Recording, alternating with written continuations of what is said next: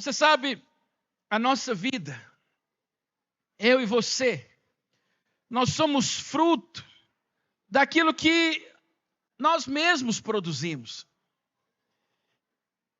Eu vou te dizer, tem gente que é meio azedo, meio amargo, tem gente que é doce, suave, mas você precisa entender que os nossos relacionamentos, nossa vida profissional, os frutos da nossa vida, ela depende daquilo que nós cremos ou das convicções que nós temos dentro do nosso coração. E às vezes, você acaba, infelizmente, desfrutando de alguns frutos que não são bons. Alguns frutos, só usando aqui uma ilustração, era como se a sua vida fosse uma árvore. E aí, você, de repente, tem um tempo, um momento que a árvore começa a trazer ou dar frutos podres. Sabe o que você segurasse aí? O seu filho. Frutos que não são poderosos. E aí você acha que talvez, não, eu vou tirar aqui os frutos podres, que vai resolver o problema. E aí você acha que o problema é isso. E aí, de repente, as folhas começam a nascer murchas. E aí você fala, não, eu vou cortar algumas coisas dessa árvore, algumas folhas, para que eu possa desfrutar de uma vida abundante. Só que aí no ano seguinte, quando o fruto vem, ou no outro tempo, na outra estação, o fruto vem, e aí vem novamente o fruto podre, as folhas amarelas, as folhas murchas. E aí você começa a crer que você não vai desfrutar de uma vida abundante. E aí o diabo lança na sua cabeça a seguinte palavra: não, isso é normal, todo mundo é assim. O Brasil está assim, as pessoas estão assim. Não, olha para o lado, a sua mãe foi assim, o seu avô foi assim, a sua bisavó foi assim. Eu vou te falar, você também é assim. E aí você começa a aceitar esses frutos que não são o que Deus diz que você vai produzir. Irmãos, eu preciso muito que você fala para o seu filho, em nome de Jesus, esparadrapo santo do céu.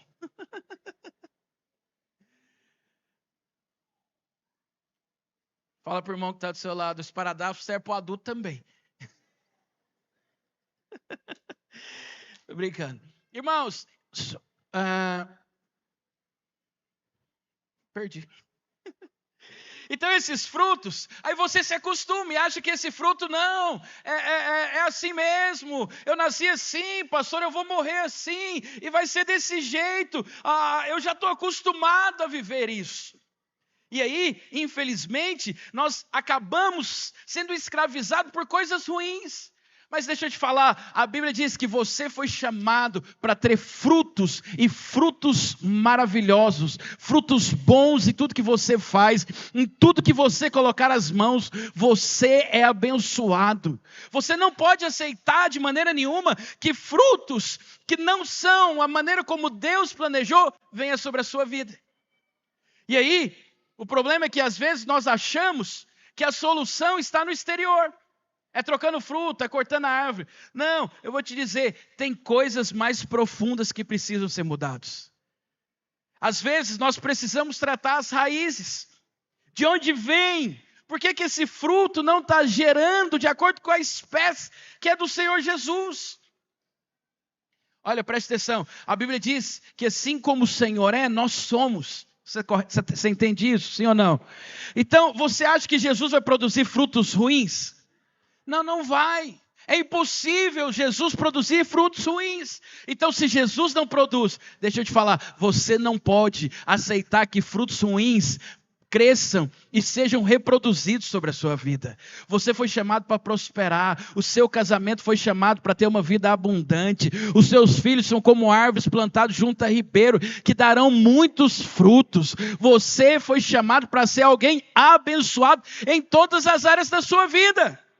Então, se tem alguma área que às vezes está produzindo frutos negativos, hoje, em nome de Jesus, Deus vai mudar as raízes para que você possa desfrutar aquilo que Deus tem para a sua vida. Você vai viver uma vida abundante, próspera, abençoada. Você vai viver dias, os melhores dias da sua vida.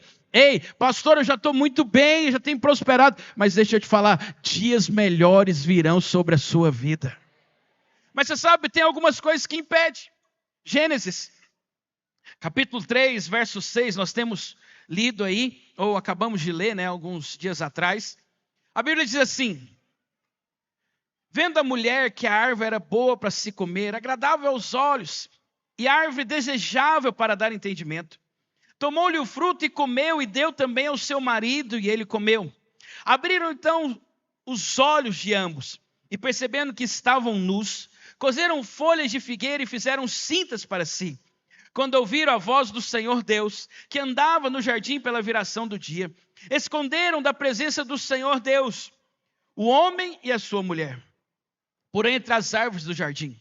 E chamou o Senhor Deus ao homem e lhe perguntou: onde estás?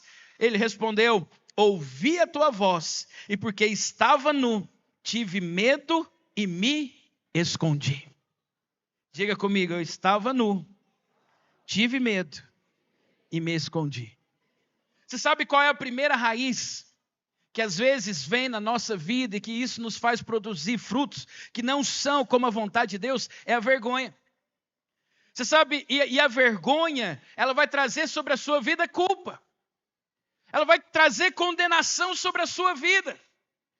Porque, olha, é interessante, porque às vezes você chama alguém para liderar, fala: irmão, vamos liderar, vamos abrir a sua casa para você ser o anfitrião.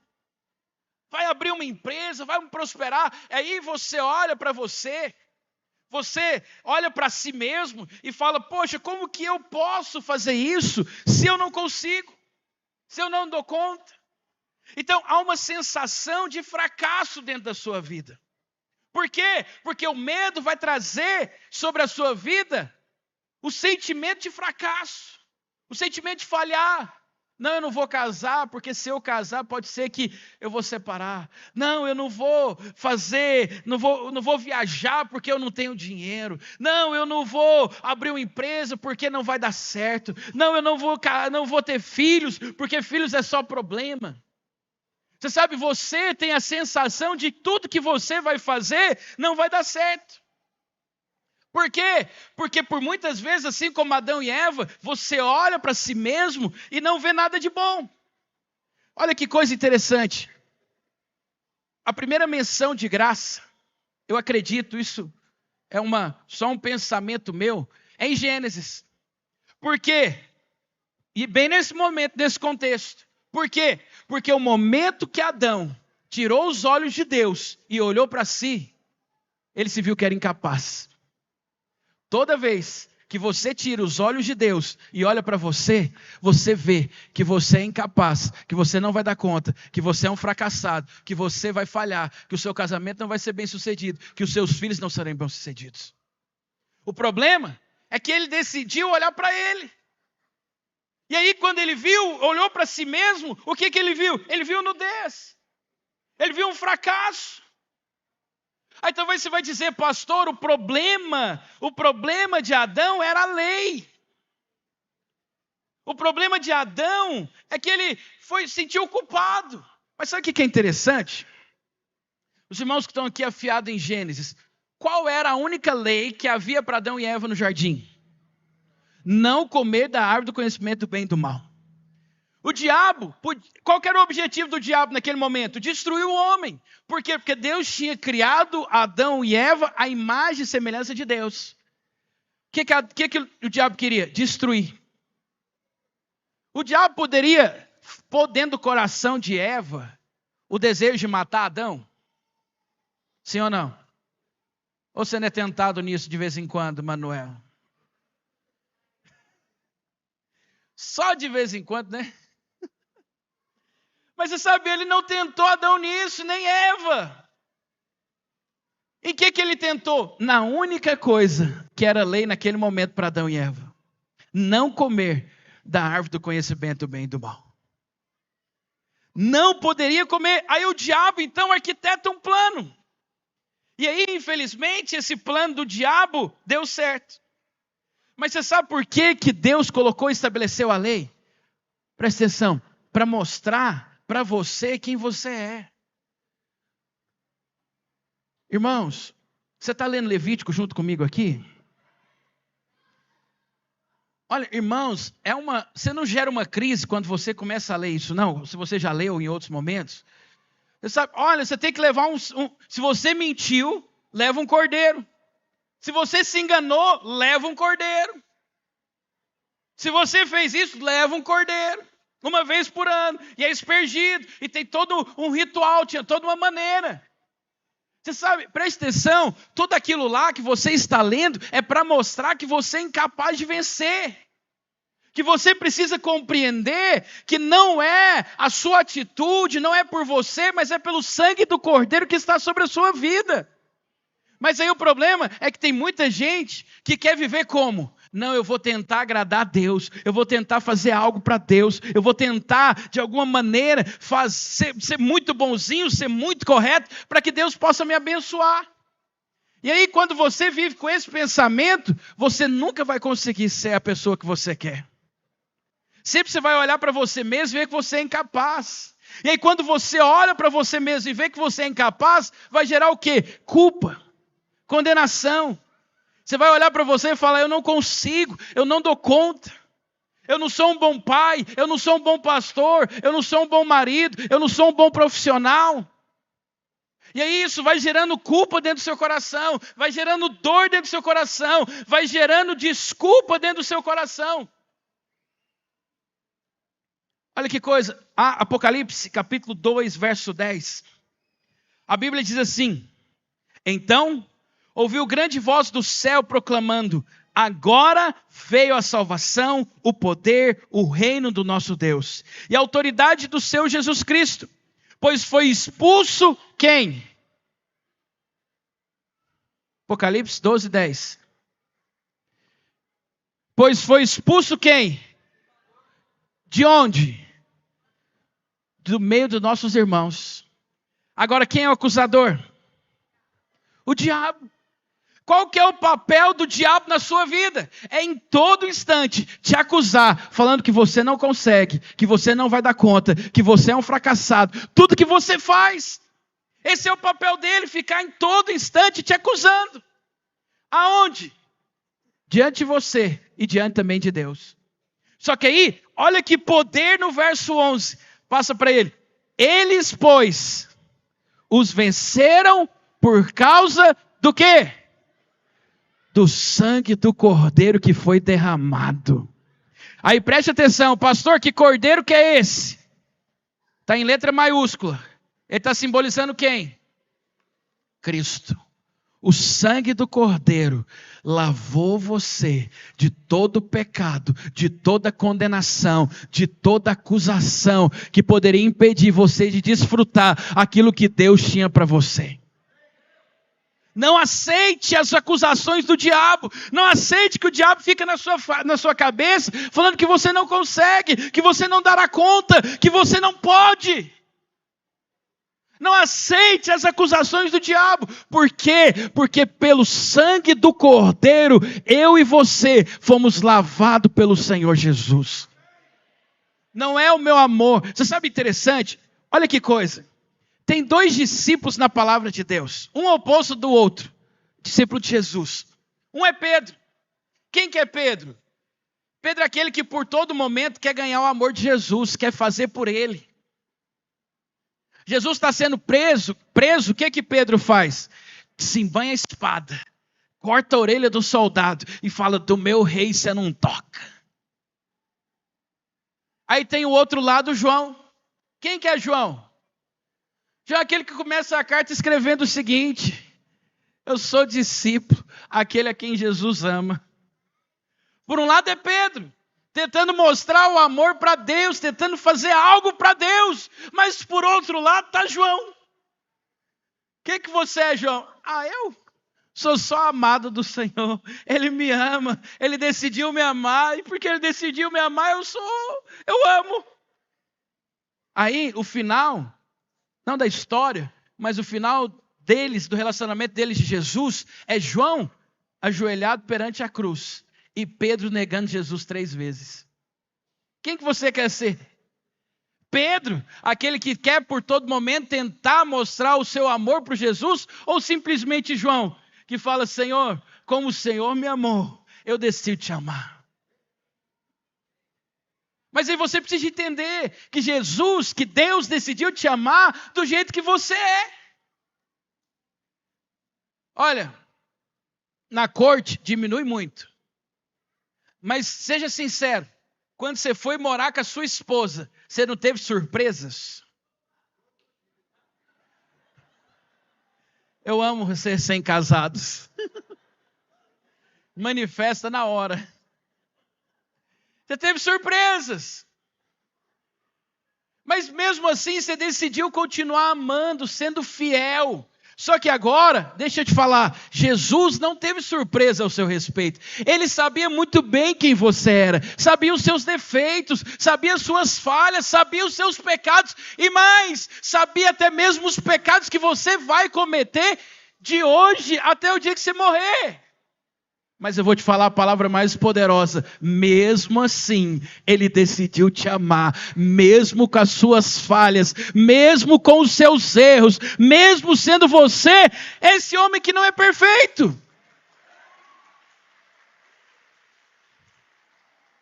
Mas o que é que você precisa declarar nessa noite? Que a vergonha, a acusação não faz parte da minha vida. Porque o Senhor decidiu me amar. A segunda raiz é o medo. Você sabe, depois da vergonha, da acusação, ela vem o medo. Você sabe, olha que coisa. Quando Deus foi procurar Adão, o que Adão fez? Ele escondeu. Saiu correndo de Deus. Mas por quê? Quando ele comeu o fruto, a palavra que Deus tinha dado para ele era o seguinte: quando você comer, você vai morrer. E aí ele comeu, não morreu. Aí de repente, no final do dia, como todos os dias, não era só aquele dia, como todos os dias, a Bíblia diz que Deus visitava Adão e Eva na viração do dia, como um outro dia normal, Deus foi ter com Adão. Só que aí nesse dia, Adão não correu para Deus. Adão correu de Deus. Medo. Medo de quê? Se eu não morri comendo fruto, eu vou morrer com Deus me visitando. Ah, ele veio me matar. Olha que coisa. No outro dia, um dia antes, Deus veio, Adão falou: meu Deus, eu vou lá visitar, eu vou lá vê-lo. Ele veio me visitar de novo. Só que depois do pecado, depois que ele cometeu a falha, agora o que veio nele? Deus veio me matar. Ele veio. Aí Adão e Eva se escondem. Com medo de quê? Com medo da morte. Com medo de que Deus iria acabar com ele naquele momento. Com medo da vida dele chegar ao fim. Você sabe qual é o problema? Quantos, às vezes, tem medo de Deus? Medo do pecado, medo da falha, medo do que Deus vai fazer quando você comete tudo isso. Olha, irmãos, eu converso constantemente com gente que saiu da igreja. E aí eu cumprimento ele, falo: meu querido, saudade de você, o que tem acontecido? Irmãos, de verdade, 80% das pessoas que saem da igreja, ela sai por um motivo. Porque ela não está conseguindo vencer o pecado. E aí sabe o que ela faz? Ela corre, com medo, achando que Deus vai condenar. Achando que Deus vai mandar vara sobre eles, vai mandar chinelo. Por quê? Porque você nasceu assim. Não é verdade? Como é que era seu pai quando você fazia algo errado? Na minha época, o primeiro drone foi minha mãe que inventou. É que ela não sabia. Mas a chinela havaiana voava.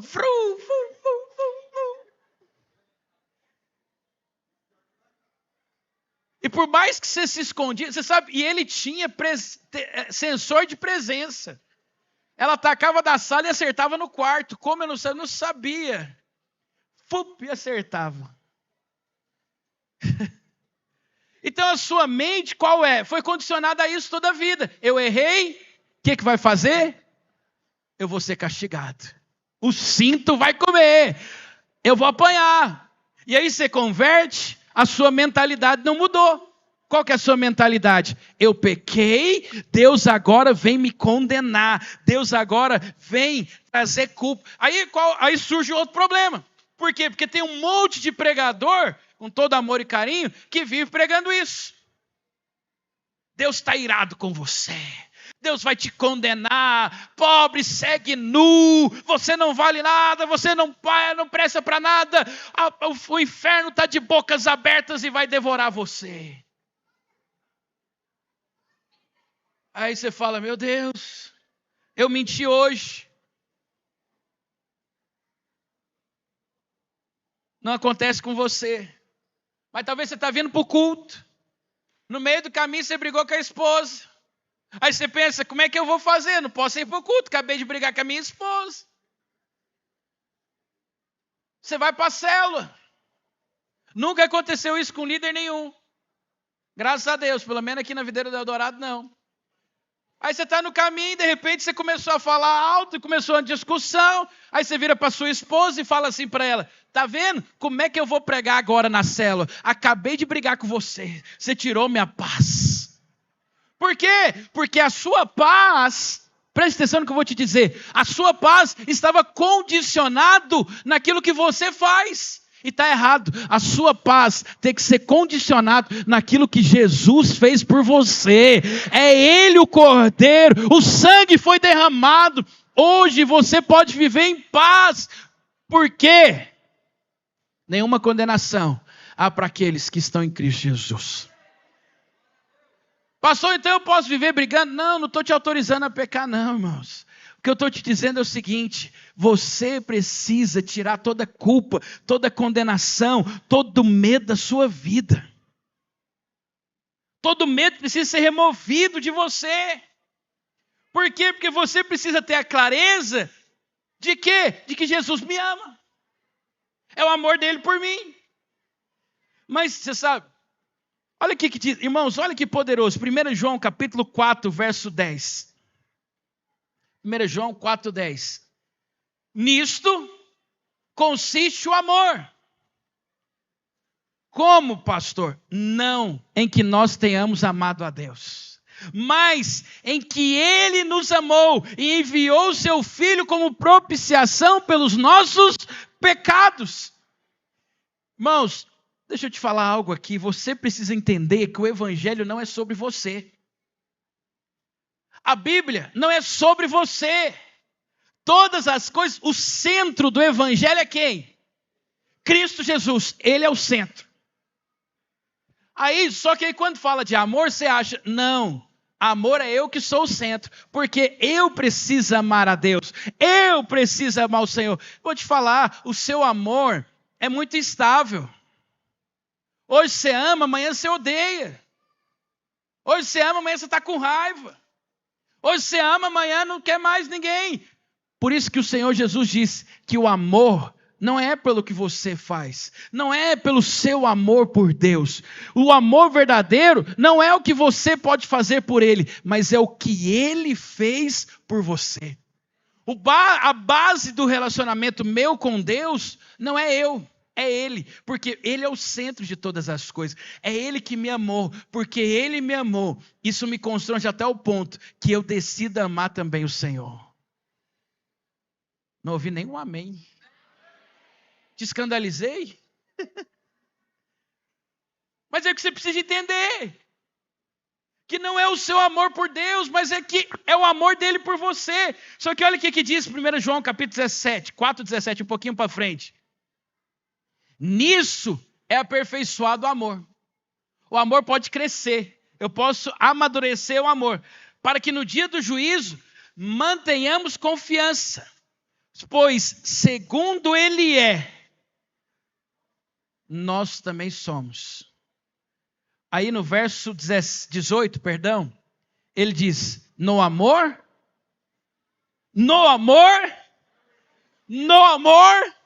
não existe medo. No amor não existe medo. Aí ele continua, antes o perfeito amor. Qual que é o perfeito amor? É o meu por Deus? Não, o perfeito amor é qual? É o Deus por mim. O perfeito amor lança fora todo medo. Ei, hoje não haverá mais medo do seu coração, não haverá dúvida mais no seu coração, o quanto eu sou amado, o quanto Deus me ama. Por quê? Porque o relacionamento não baseia no quanto eu amo, mas o quanto Ele decidiu me amar. Oh, que é isso, irmãos? Você ama o seu filho? Sim ou não? E o neto, Alexandre? E o neto, Sebastião? Faz essa não, que senão complica. Seu filho está aqui, sua filha está aqui, os netos estão aqui.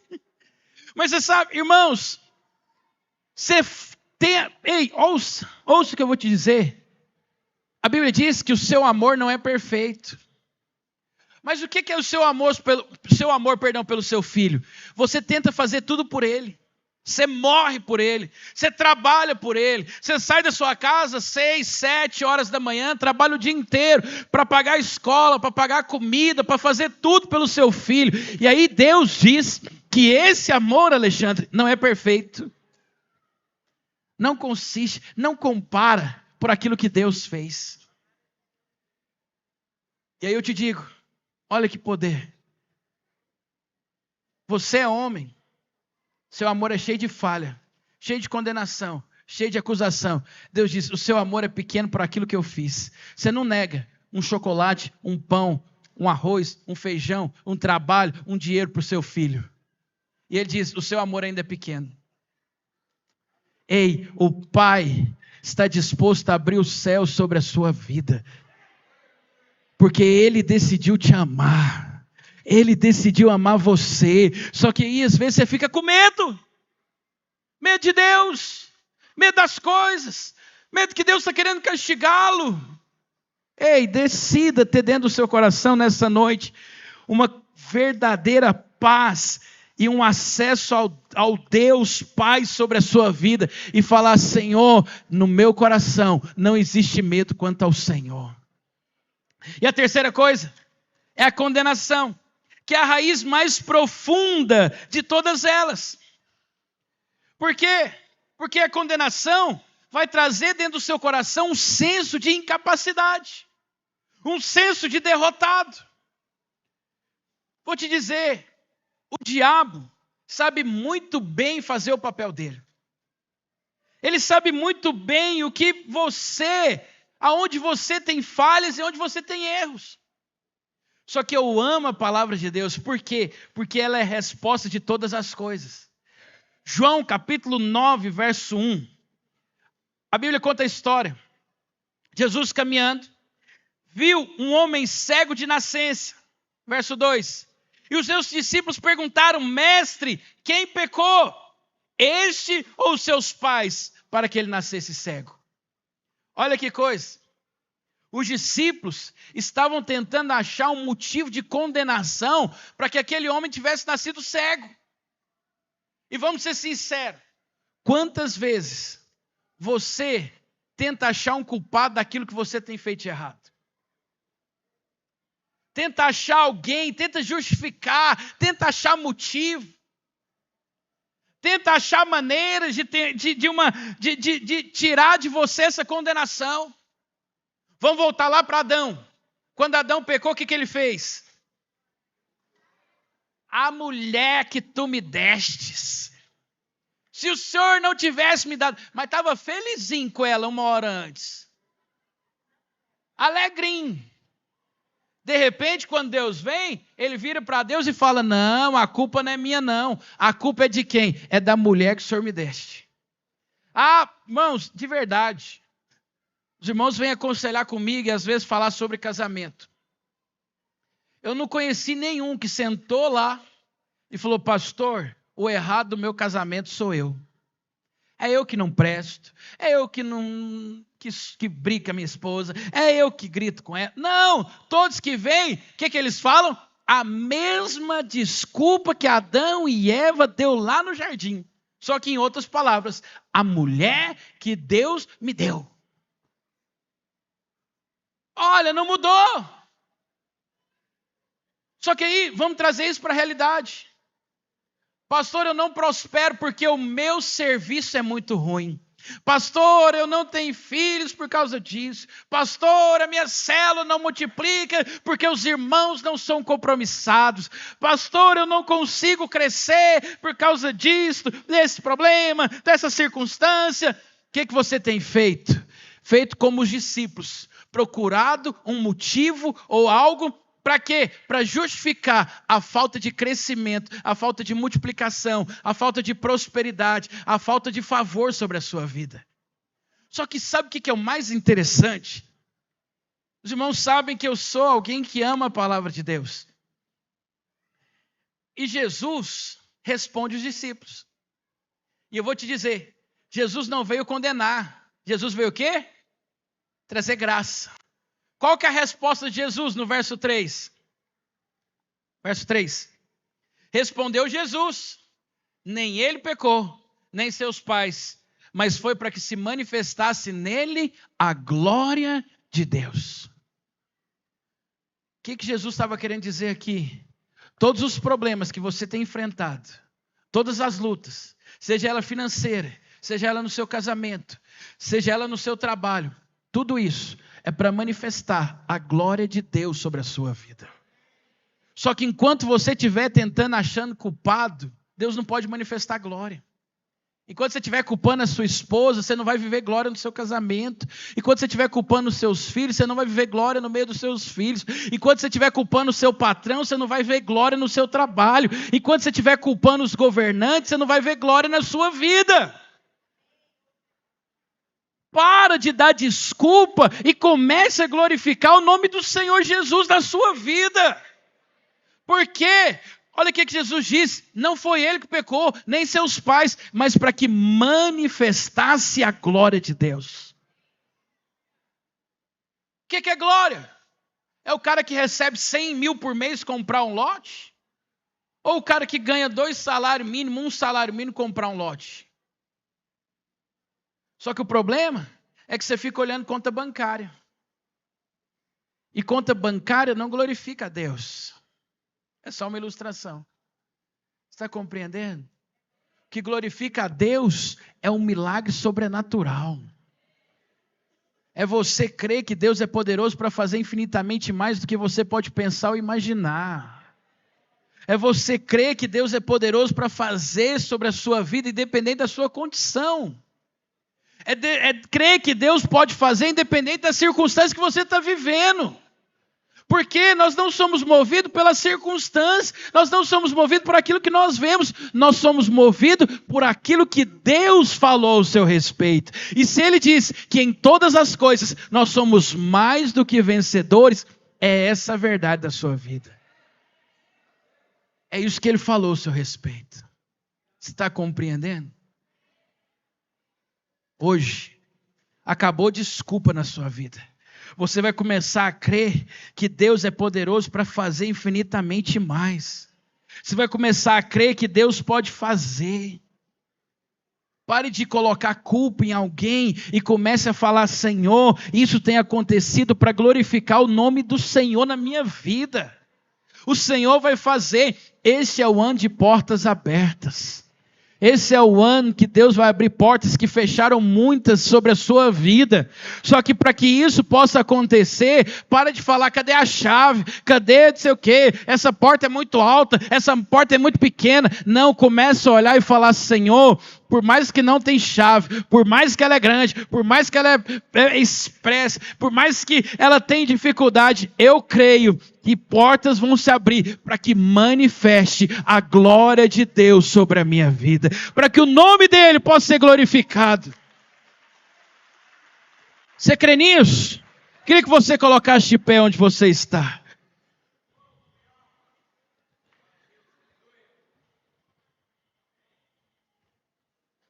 Olha, glória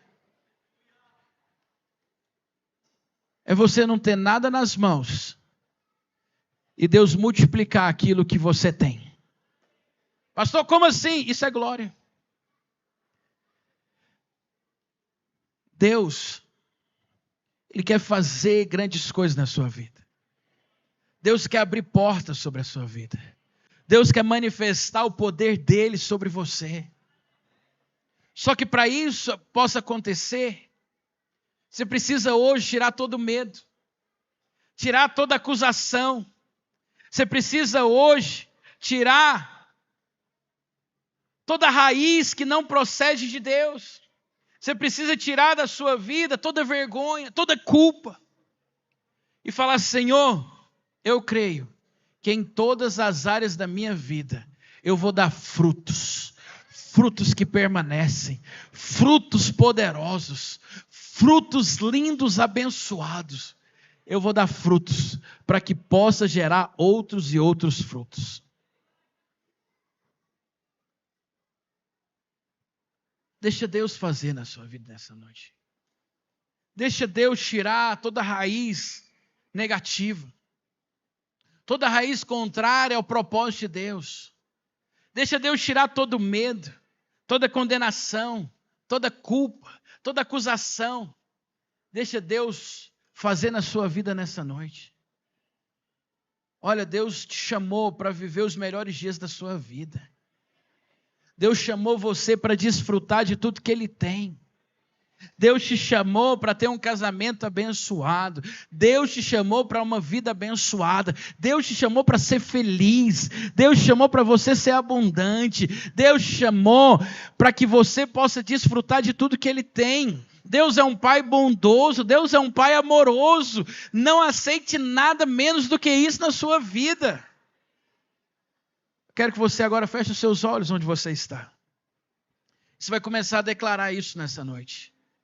Senhor, toda acusação, toda condenação, todo medo, tudo que tem impedido de desfrutar o que o Senhor tem para a minha vida, hoje eu tiro da minha vida toda raiz de vergonha, toda raiz de medo, toda raiz de condenação, eu tiro da minha vida, porque eu sei que eu vou desfrutar de favor, eu vou desfrutar de abundância, eu vou desfrutar de alegria. Oh, Espírito, pega a sua voz, comece a orar nessa noite. Oh, Espírito, tira, Senhor, todo medo, tira toda condenação. Senhor, que possamos ser uma igreja que compreende que o Senhor nos ama, de que não é o meu amor pelo Senhor, mas é o amor do Senhor por mim. Aquela cruz manifestou o maior ato de amor que já existiu. O Deus, Criador de todas as coisas, se fez homem para morrer por cada um de nós.